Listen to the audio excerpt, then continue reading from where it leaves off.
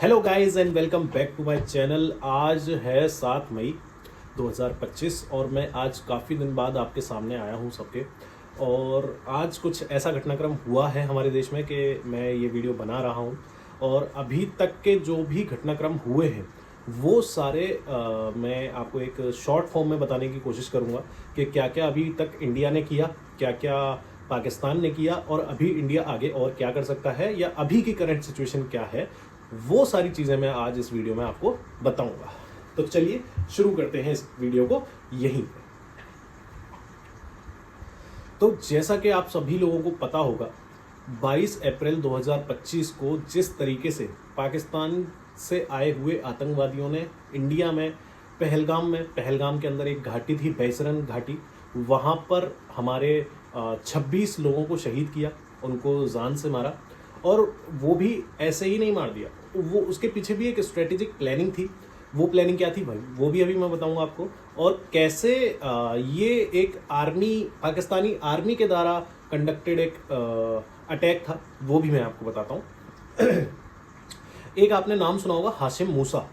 हाशिम मूसा जो है वो पाकिस्तानी आर्मी का कमांडो है, जिसको पाकिस्तानी आर्मी ने लोन किया है एलईटी को। एलईटी क्या है? एलईटी इज लश्कर तैयबा।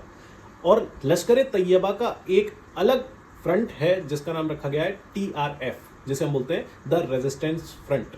ठीक है, अब ये जब द रेजिस्टेंस फ्रंट जो है वो बना है 2020 में, 19 के बाद जब पुलवामा में हमला हुआ तब वो थोड़ी कड़ाई करी सरकार ने और उसके बाद ये टीआरएफ बना। ठीक है, अब जो हमला हुआ वो हाशिम मूसा के द्वारा किया गया। उसके साथ साथ 5-6 आतंकवादी और थे और इनके अलावा 6-7 ओवरग्राउंड वर्कर्स, जिसको ओजीडब्ल्यू भी कहा जाता है, वो भी वहां पर थे।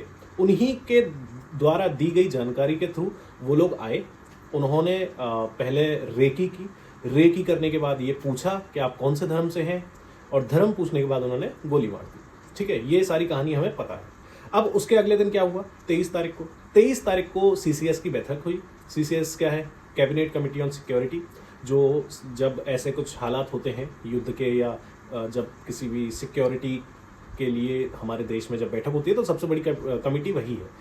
तो उसकी बैठक हुई, उसमें फैसला बहुत सारा लिया गया, बहुत सारे फैसले लिए गए। उसमें क्या था? इंडस वाटर ट्रीटी को सस्पेंड करना था। ठीक है, सार्क वीज़ा का रजिस्ट्रेशन कैंसिल करना था। जितने भी पाकिस्तानी नेशनलिस्ट हैं इंडिया में उनको वापस पाकिस्तान भेजना था। पाकिस्तानी हाई कमीशन में जो 55 लोग थे उनको घटाकर 30 कर देना था। और जो पाकिस्तान के सिक्योरिटी एडवाइजर्स थे इंडिया में, आर्मी और एयरफोर्स और नेवी के, उनको वापस भेजना था। तो ये सारे फैसले उस टाइम पे लिए गए। अब उसके बाद से क्या हुआ? अब उसके बाद पाकिस्तान ने भी सेम सारी चीज़ें करी। उन्होंने शिमला एग्रीमेंट कैंसिल कर दिया, उन्होंने इंडिया के लिए एयर स्पेस बंद कर दिया। तो यही सारे रिटेलिएशंस जो इंडिया ने लगाए थे उसके ऊपर वही सारी चीज़ें पाकिस्तान ने भी करी। इंडिया के लोगों को वापस भेज दिया, सार्क वीज़ा कैंसिल कर दिया, सेम चीज़। ठीक है, अब उसके बाद से क्या हुआ? उसके बाद ये हुआ कि इंडिया में बयानबाजी शुरू हुई।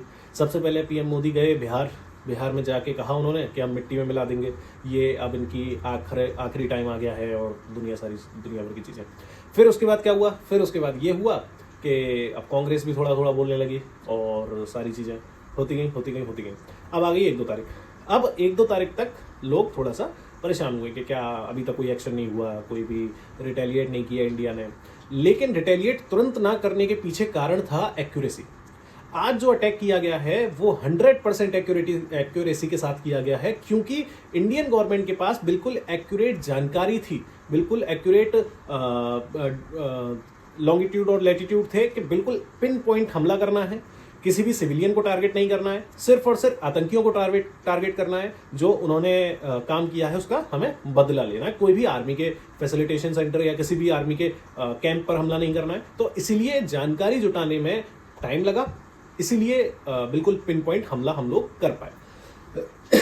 अब कल रात को लगभग 12:30 बजे करीब इंडियन आर्मी ने एक पोस्ट किया जिसमें लिखा था रेडी टू स्ट्राइक और रेडी टू विन, कुछ इस तरीके से था पोस्ट।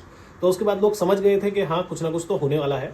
तभी 1:05 से 1:30 के बीच में इंडियन आर्मी ने पाकिस्तान के 9 ठिकानों पर हमला किया, मिसाइल द्वारा, ड्रोन्स द्वारा, ये फाइटर जेट्स द्वारा। ठीक है, अभी एग्जैक्ट सिचुएशन क्लियर नहीं हुई है किस तरीके से क्या क्या हुआ, लेकिन कुछ कुछ जो जानकारी है वो मैं अभी आपको बता रहा हूँ।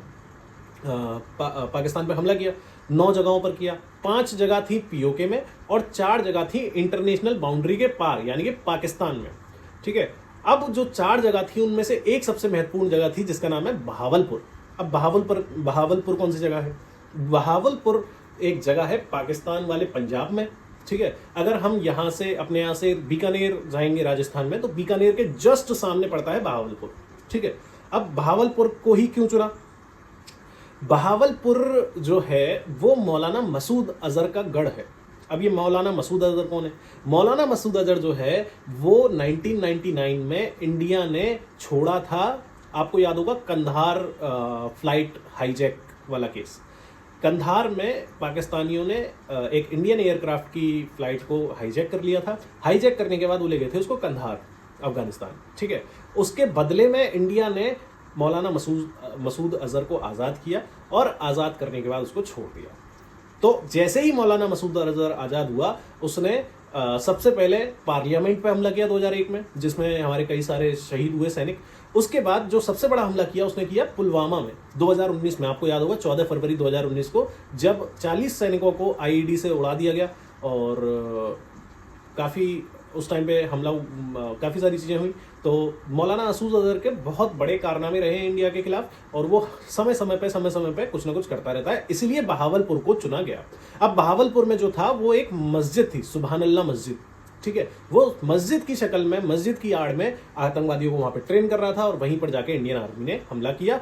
अब सुनने में ये आ रहा है कि 10 फैमिली मेंबर्स इसके मसूद अजहर के मारे जा चुके हैं, जिसमें है उसकी बड़ी बहन के हस्बैंड के साथ उसका मौलाना मसूद अजहर का भतीजे की बीवी और भतीजे के 5 बच्चे। ये सारे लोग वहां पर उसके मारे जा चुके हैं और 4 उसके बहुत ही ज्यादा करीबी जो लोग थे मौलाना मसूद अजहर के, वो भी मारे जा चुके हैं। तो और उस सुभान अल्लाह मस्जिद पर 4 एयर स्ट्राइक की गई। अभी ये जानकारी आना बाकी है कि किस तरीके से कैरी आउट हुआ ऑपरेशन, और बाकी तो आप सारी चीजें देख ही रहे हैं। और आगे मैं बताना चाहूँगा, मेन जो 4 जगह थी वो थी मुरीद के, मुजफ्फराबाद, बहावलपुर और कोटली। इन 4 जगहों पर इंडियन आर्मी ने मेन स्ट्राइक्स की, जहां पर काफ़ी अच्छा नुकसान हुआ है इन लोगों को, और ऐसा माना जा रहा है कि 100 लोगों के आसपास इनकी डेथ हुई है। तो जो भी आगे लेटेस्ट इन्फॉर्मेशन आती रहेगी मैं आपको बताता रहूँगा। Please subscribe the channel and thanks for watching the video.